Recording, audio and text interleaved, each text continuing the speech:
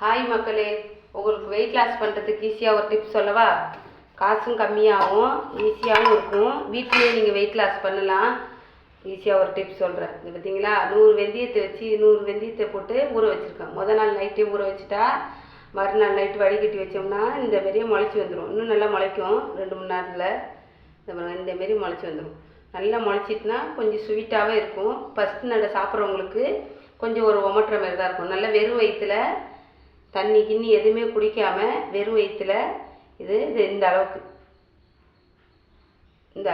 ஒரு நாளைக்கு எடுத்து நல்லா மென்று சாப்பிட்டுட்டு ஒரு டம்ளர் சுடு தண்ணியை காலையில் குடிச்சிட்டு வாங்க. அப்புறம் பாருங்கள் வெயிட் லாஸ் எப்படி ஆகுதுன்னு பாருங்கள்.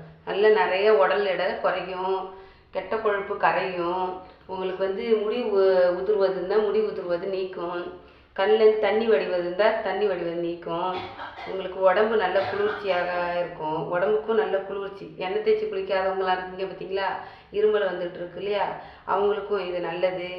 உடம்பு ரொம்ப சளி பிடிக்கிறவங்க அதிகம் யூஸ் பண்ண வேணாம். ஒரு நாள் விட்டு 2 நாள் விட்டு யூஸ் பண்ணால் போதும்.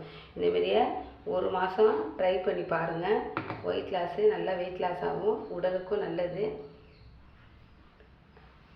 ட்ரை பண்ணுங்கள், ஃபாலோ பண்ணுங்கள், ட்ரை பண்ணுங்கள்.